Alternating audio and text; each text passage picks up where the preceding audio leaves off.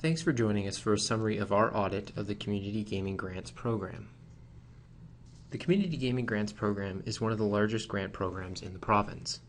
In each of the last 5 years, it has awarded nearly $135 million of gaming revenue to about 5,000 nonprofit organizations to support programs that benefit communities.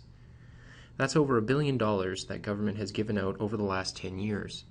To ensure these grants provide value for public money, and that grants are awarded in a fair and open manner, it's crucial that government has a suitable framework in place to manage the program. Our audit looked at whether the Ministry of Community, Sport and Cultural Development and the Ministry of Finance has a suitable framework in place to manage the program.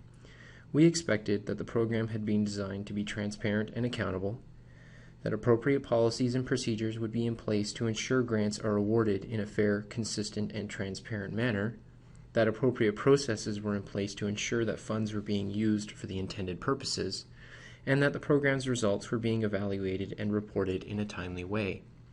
We concluded that government's framework for administering this program is suitable, but that improvements are needed in some key areas. First, we found that government should expand the way it measures and reports the program's success. Government provides detailed information on how it distributes the $135 million to nonprofits, but more robust performance monitoring and reporting would provide both government and program stakeholders with better information about the operations and impacts of the program. We also found that the program's guidelines should be updated and clarified to better communicate the eligibility requirements to both applicants and grant analysts. Both would benefit from having clear and more consistent information about what's required in an application. Government also needs stronger policies and procedures to better ensure its funding decisions are consistent and well documented. There are a few formal policies and procedures to guide the assessment of applications beyond the program's guidelines. This creates a risk that analysts might not follow the same process to assess each application, that not all eligibility criteria are assessed, or that guidance on how to apply the criteria may be lacking. We also found room for improvement in how special one-time grants are awarded and the reconsiderations of original decisions. Applicants can apply for a review of the original funding decision, and they can also apply for a special one-time grant if they're ineligible for a regular grant or in extenuating circumstances like an emergency. In some of the cases we reviewed, we found that the documentation was not adequate to justify a reconsideration or the awarding of a special one-time grant. At the time of our audit, government was aware of the need to improve these two processes and was taking steps to do so. Government can also do more to keep tabs on how the grant money is spent.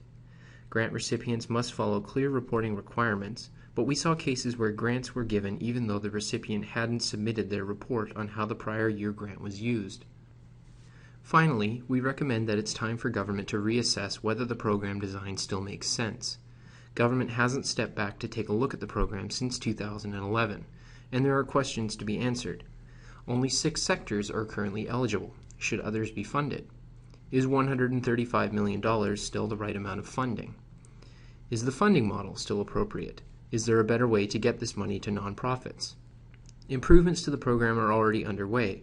For instance, after our field work, government transferred the program's administration to the Ministry of Community, Sport and Cultural Development to increase efficiency and effectiveness. Thanks for listening. To read this report as well as our other publications, or for more information about our office, please visit our website at www.bcauditor.com. Your feedback on this report as well as your suggestions for further work are encouraged. We look forward to hearing from you.